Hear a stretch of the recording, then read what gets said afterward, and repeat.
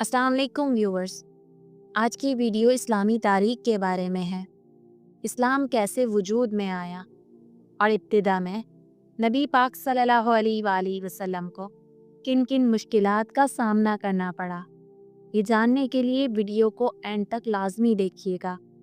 Video پسند آئے تو لائک اور چینل کو سبسکرائب کرنا مت بھولیے گا۔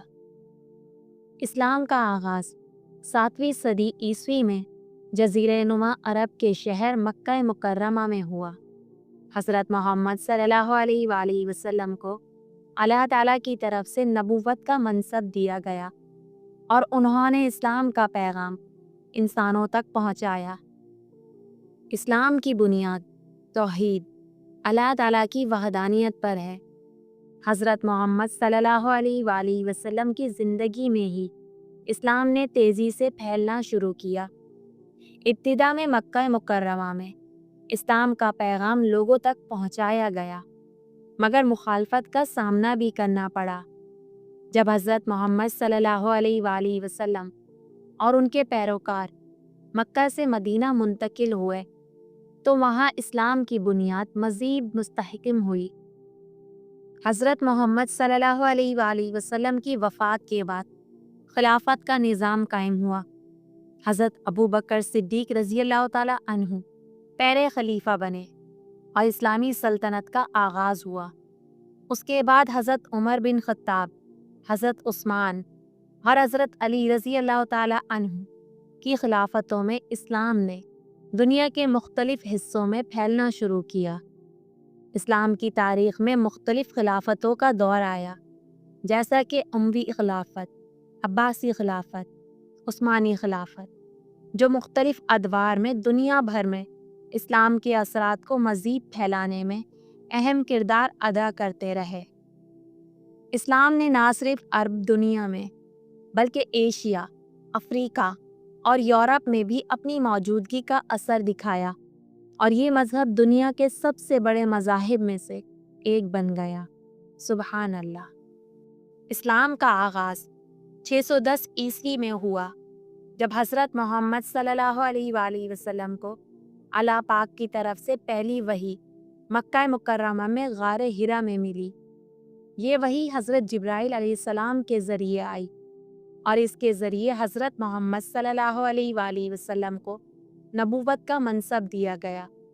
حضرت محمد صلی اللہ علیہ وآلہ وسلم نے لوگوں کو اللہ تعالیٰ کی وحدانیت اور اچھے اخلاق کی طرف دعوت دی۔ ابتدا میں حضرت محمد صلی اللہ علیہ وآلہ وسلم کی دعوت کا سامنا شدید مخالفت سے ہوا۔ مکہ مکرمہ کے قریش قبیلے نے اسلام کے پیغام کو اپنے مفادات کے خلاف سمجھا اور اس پر سختی سے روکا گیا، لیکن حضرت محمد صلی اللہ علیہ وآلہ وسلم نے اپنی تبلیغ کو جاری رکھا اور اسی دوران بہت سے لوگ اسلام قبول کرتے گئے۔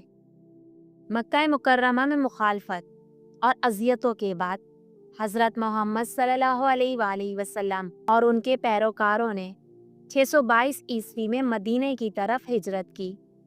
یہ واقعہ تاریخ اسلام میں ہجرت کہلاتا ہے اور اس سے مسلمانوں کے لیے ایک نیا دور شروع ہوا۔ مدینہ منورہ میں مسلمانوں نے ایک سیاسی اور مذہبی کمیونٹی قائم کی جسے مدنی معاشرہ کہا جاتا ہے۔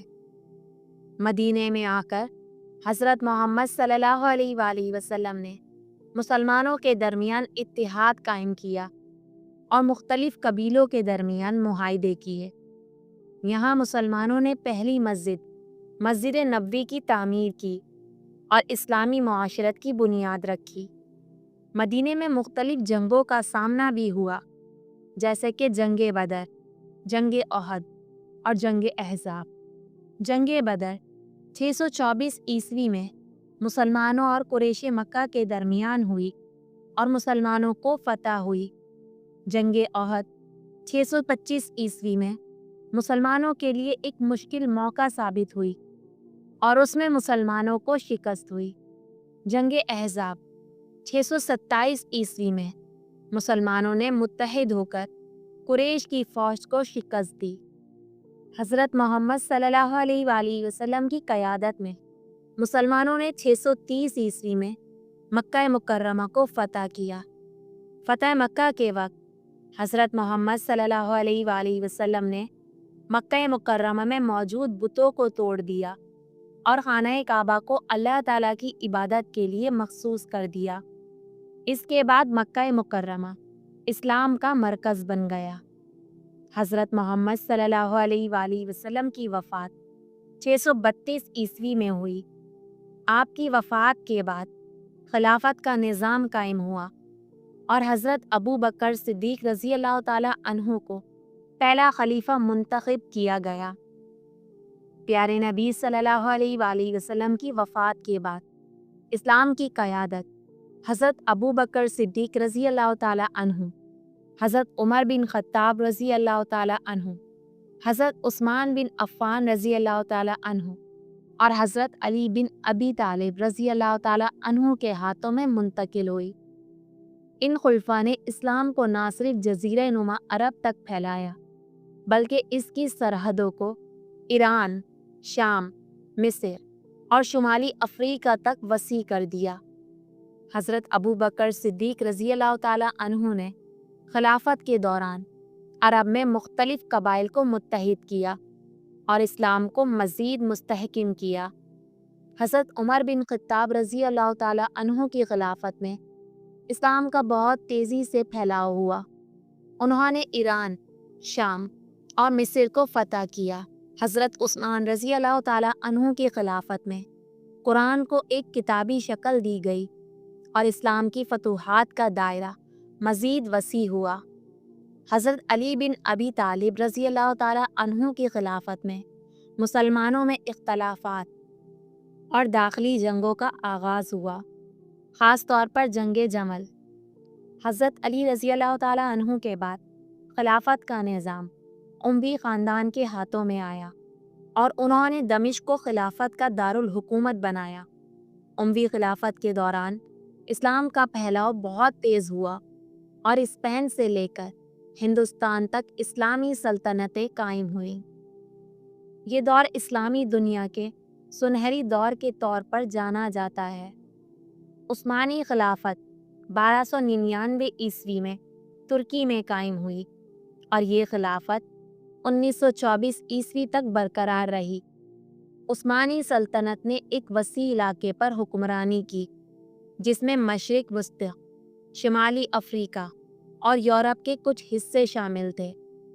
आज के दौर में इस्लाम दुनिया के सबसे बड़े मज़ाहिब में से एक मज़हब है और मुसलमानों की तादाद 1.8 अरब से ज़्यादा है। इस्लामी दुनिया में मुख्तलिफ सियासी, समाजी और इक़्तिसादी चैलेंजेस हैं, लेकिन इस्लाम का पैगाम अभी तक दुनिया भर में फैल रहा है। इस्लाम ने दुनिया की मुख्तलिफ तहज़ीबों पर गहरे असरात छोड़े हैं और इसकी तारीख़ का मुताला हमें ना सिर्फ मजहबी अकायद बल्कि इंसानियत की खिदमत, मुआशरती इंसाफ और आलमी भाईचारे के बारे में अहम सबक फराहम करता है। सुबहान अल्लाह। अल्लाह पाक हमको अच्छी राह पर चलने और अच्छी बातों पर अमल करने की तौफीक अता फरमाए। आमीन।